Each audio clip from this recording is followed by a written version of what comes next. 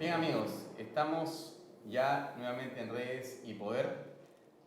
Pueden ustedes escribirnos a @Alfonso Baella o @Redes y Poder para poder comentar el programa y la entrevista que vamos a tener a continuación también. Estamos efectivamente con Miklos Lucas. Miklos, tienes una formación realmente envidiable, te felicito. Digamos que la última parte, la última línea o la primera, depende de cómo lo leas, dice que eres un PhD en Management de la Universidad de Manchester y tienes unos máster en Gestión de la Innovación del Manchester Business School, entre otras cosas más.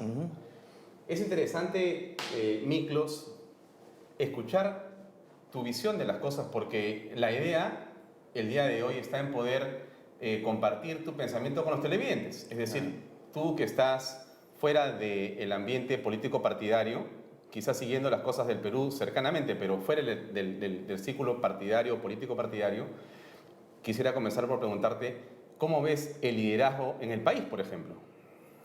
Bueno, liderazgo, si le hablamos de liderazgo político, sí existen líderes en la política en el Perú.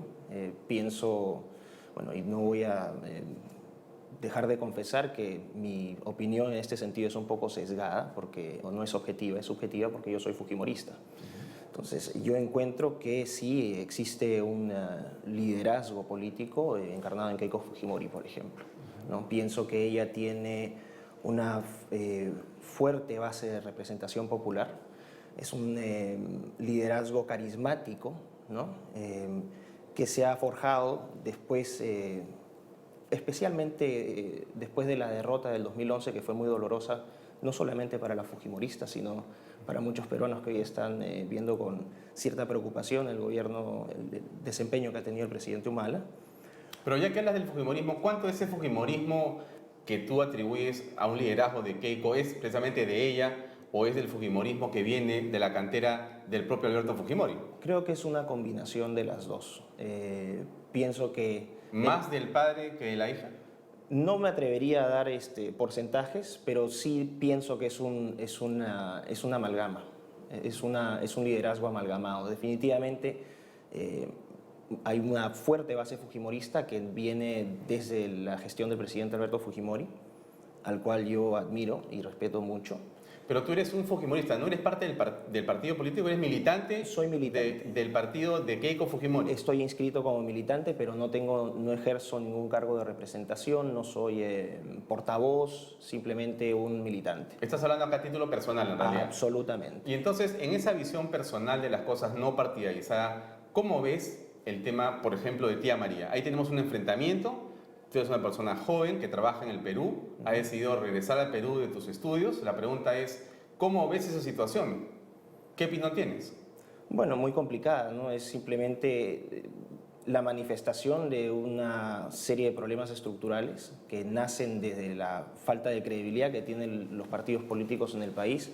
Pienso también que es la expresión de una corrupción subyacente, no solamente una corrupción monetaria, ¿no? Sino también una corrupción moral, ¿no? La anteposición de los intereses particulares de diversos grupos, ¿no? Frente al bien común.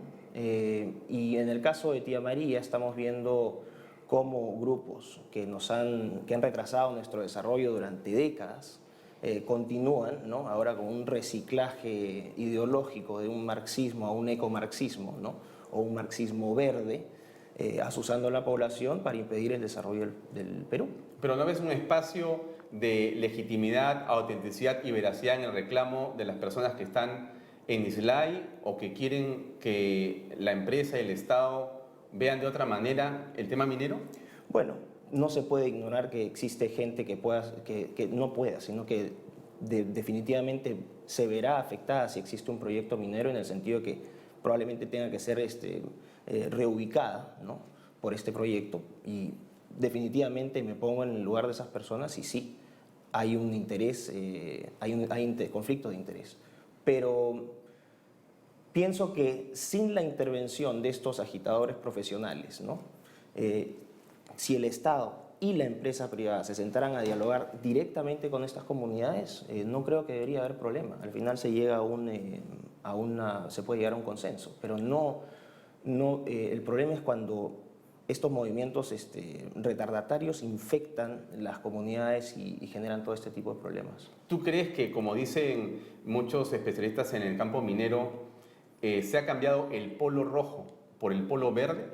¿Es una posición? Diría que es una posición sandía. Son verde por fuera, pero siguen siendo rojos por dentro. ¿Y a quién identificas de los políticos conocidos con esa posición en este momento, por ejemplo?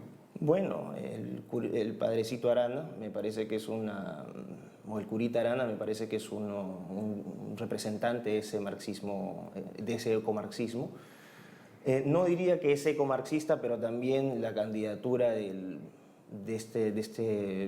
esta persona que es Yehude Simon, ¿no? Una persona que constantemente ha estado saboteando el desarrollo del Perú, también diría que está en esa línea. Y bueno, este sancochado que se acaba de hacer con el Frente de Nueva Izquierda, que está compuesto por puros pulpines de 70 años, ¿no?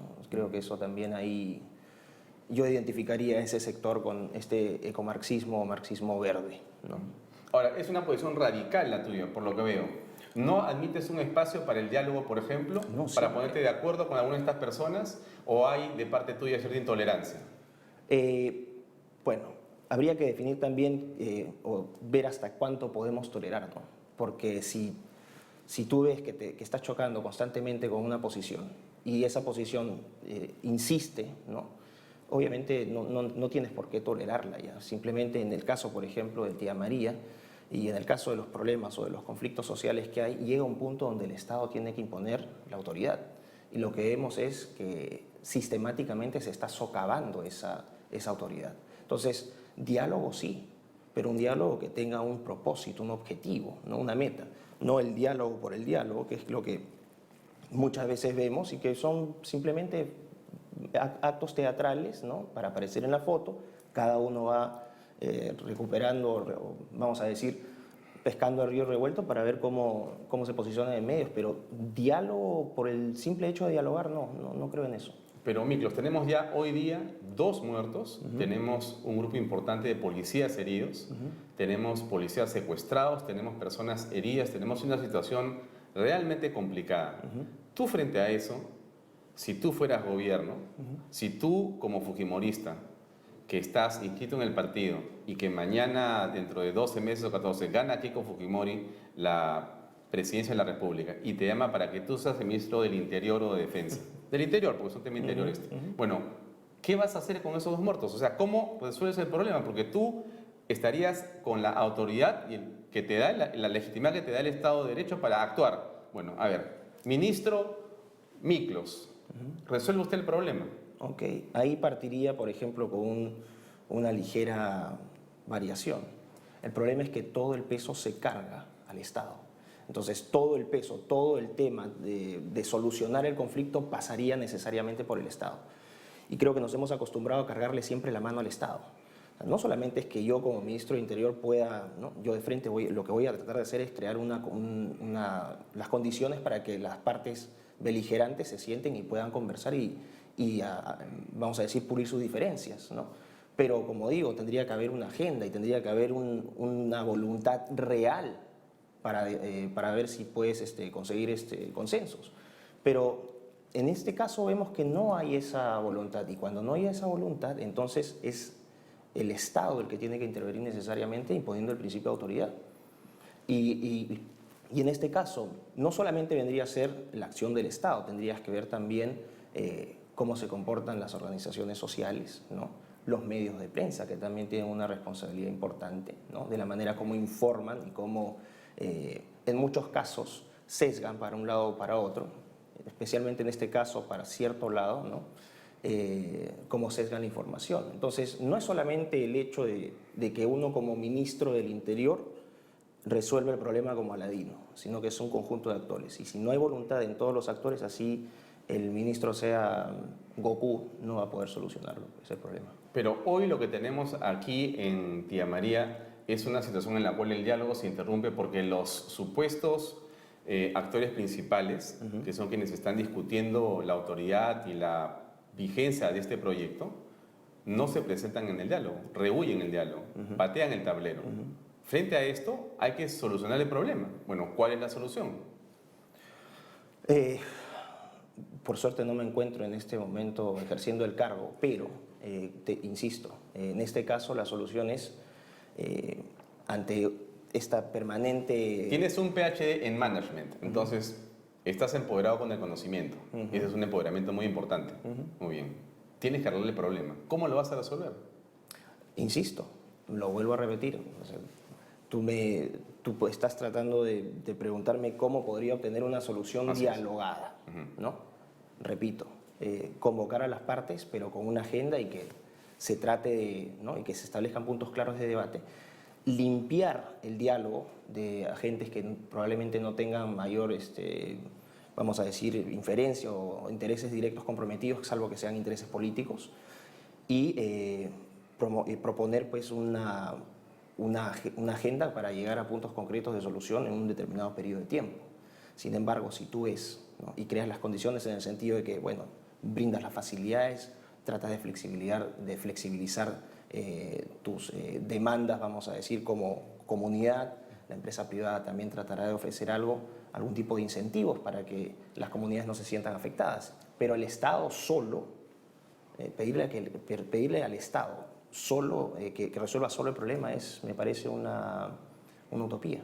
Cambiando de tema, vamos a la agenda país. Hay temas fundamentales que tienen que ser abordados. ¿Cuál debería ser la prioridad de un gobierno en el próximo quinquenio gubernamental?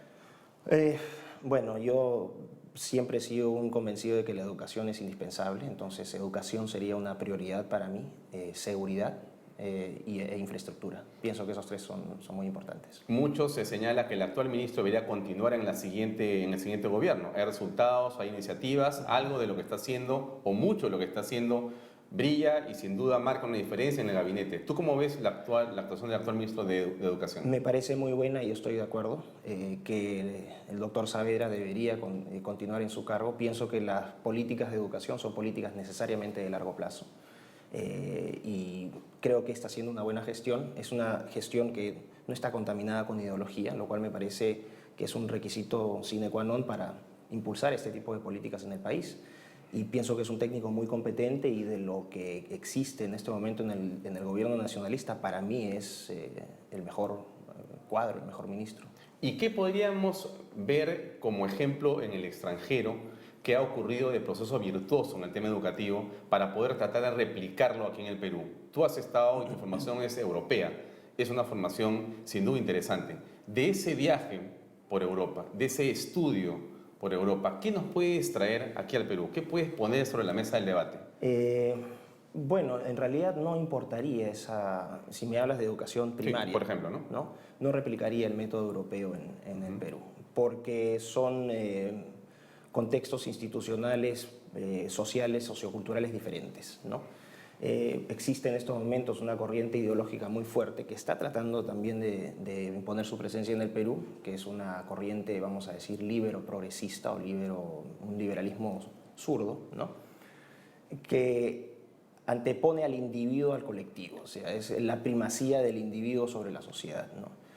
Y que por ejemplo, en el caso existen escuelas en el Reino Unido, ¿no? Donde se enseña que el niño es el que tiene el poder, el niño es el que sabe y que los adultos son quienes contaminan, ¿no? Con sus prejuicios a los niños.